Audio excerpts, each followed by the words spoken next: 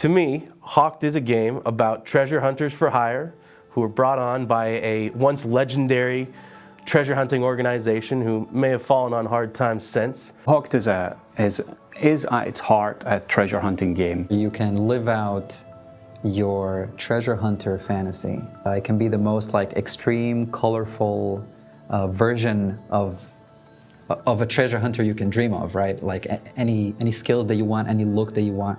And they can use their own skills as a player to figure out how they want to treasure hunt. You each can have a different style. If I want to be stealthy or the kind of treasure hunter who kicks in a door. It's all up to how you want to treasure hunt, which I think is really cool.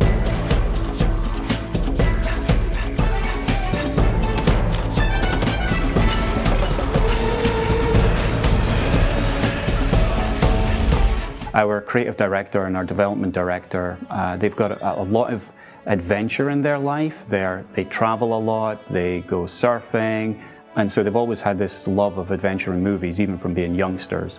And so they've always brought this feeling of wanting to go on an expedition into their games, and this is what they wanted to put together.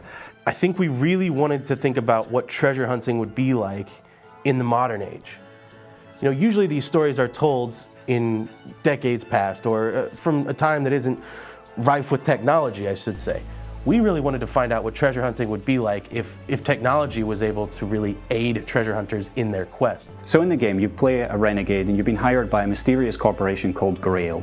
And your job is to go onto this mysterious island called Exile and steal artifacts from this evil set of monsters called Disciples. And then once you've got the artifact, you've got to escape from the island.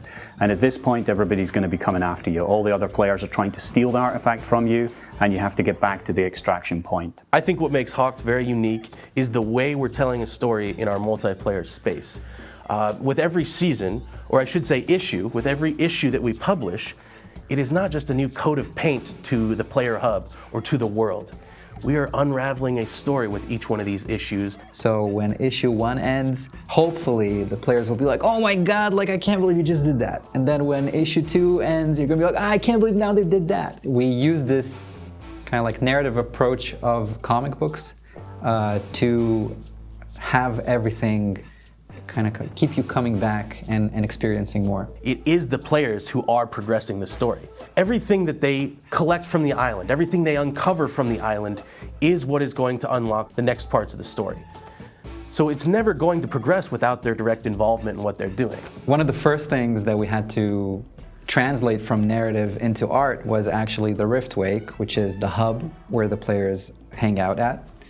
And Henry loved the idea of this being a submarine. I wanted something that could travel with us as these issues progress. As we go from issue to issue, I wanted a player hub that could go with our players or go wherever our story goes next, you know? So that was the point of having a mobile base. And to me, it just kind of made sense to have a submarine because I think submarines are cool. After he had this kind of broad concept of this place existing underwater and containing all these different areas that the players have to hang out in, then you start really thinking about how to actually make it happen. So I'll come to him with the stupidest, silliest thing I can imagine, and he gives it this realization that I didn't think was possible. There are times when even art and the world will influence the way the story is being told. It will make me want to make a change in something we've created because they've had such a good idea that I have to involve it in the story somehow.